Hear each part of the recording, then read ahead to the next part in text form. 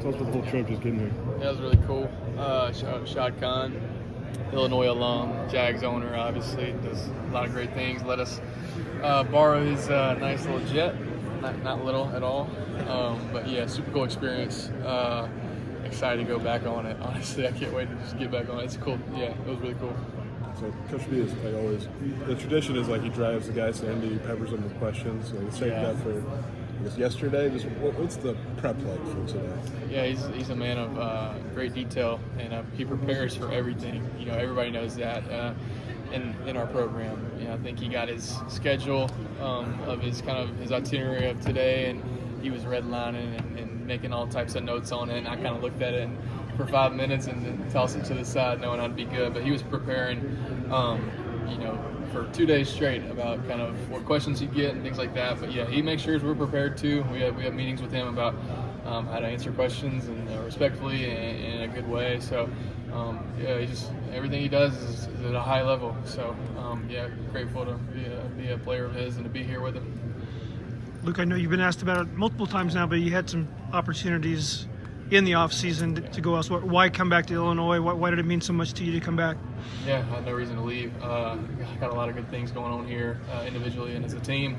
I can do everything that I want for my entire life, my future, moving forward, hopefully the National Football League right here.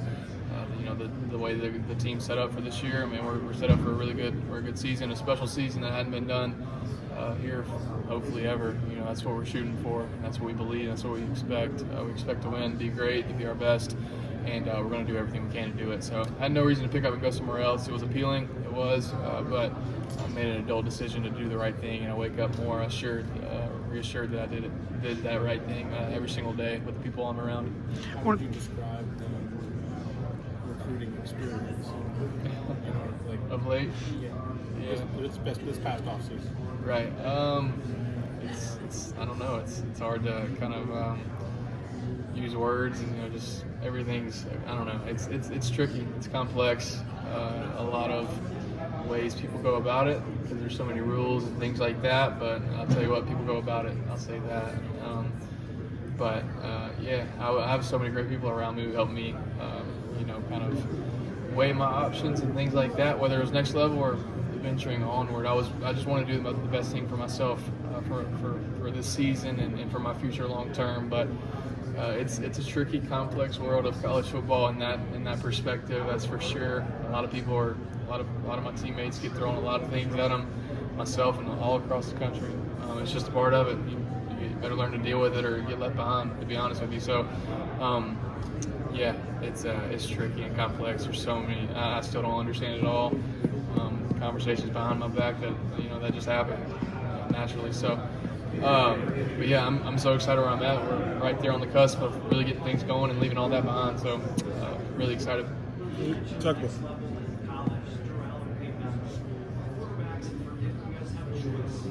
Right.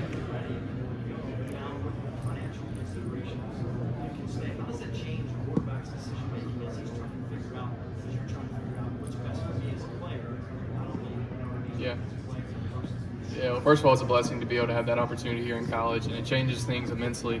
Having that opportunity to obviously go make long-term money in the NFL and to live out your dreams, being a professional football player, that's appealing, obviously. But having that new element of NIL and revenue sharing here in college football certainly is a draw to come back to college to maximize your growth as a college player, to help your draft stock and things like that. And that's probably what Drew did, is to help his draft stock and make a pretty good amount of money where he's at.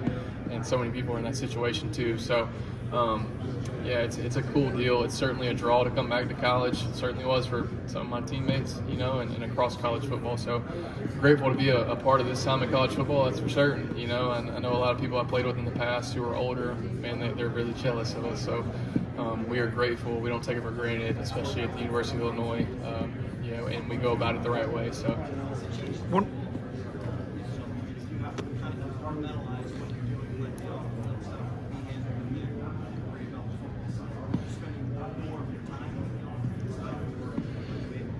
Yeah, maybe so. Financial literacy and being educated in that is a big deal. This money will set you up long term for sure. But I know if I don't do what I do on the field, financial literacy won't be a whole lot of talking. So better make sure I'm doing the right things, in the off season, every single day, keeping the main thing to put myself in a situation to have those blessings, put upon me. But yeah, there's other elements brought into it, agents and stuff like that, marketing people who help you decide what to do, what not to do, numbers and things like that who help you out, and that's just the reality of it.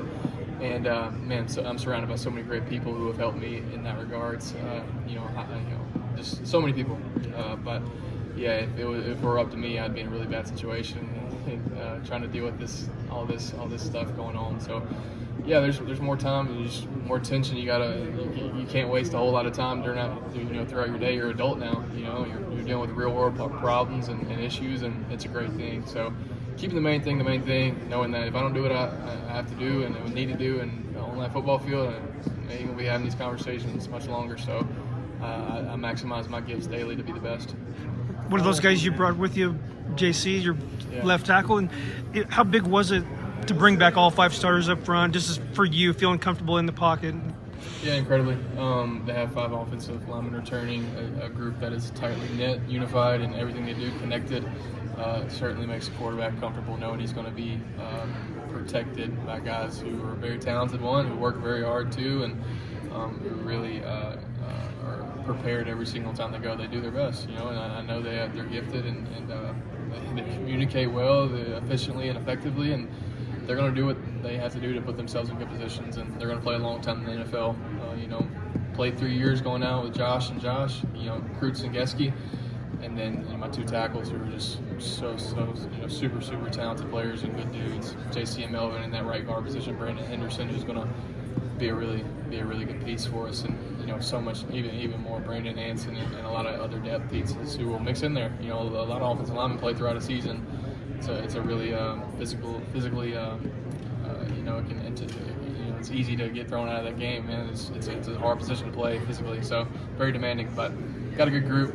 Very attracted to come back because of it. A lot of comfortability, a lot of trust. So excited for it. You do have to find some new targets in the passing game with the guys moving on, Pat especially. So what did you see from that group in the spring? Yeah, a lot of talent, a lot of depth. Probably the deepest room we've had. But ready for that one guy to emerge as the alpha. A lot of talent, like I said, but I need a guy who believes in himself, who's going to be confident when the ball's in the air. They believe it's there. So. And that's what I had in Pat Zakari. They never had a doubt on that field, and that's what's helped me become to the player that I am. I don't have any doubts. I'm confident, and it's hard to develop into that, especially as a young guy. But a lot of guys who are fighting for those jobs, it's a big deal, and they know it is. So they're excited for training camp to put those talents on display and to compete at the highest level.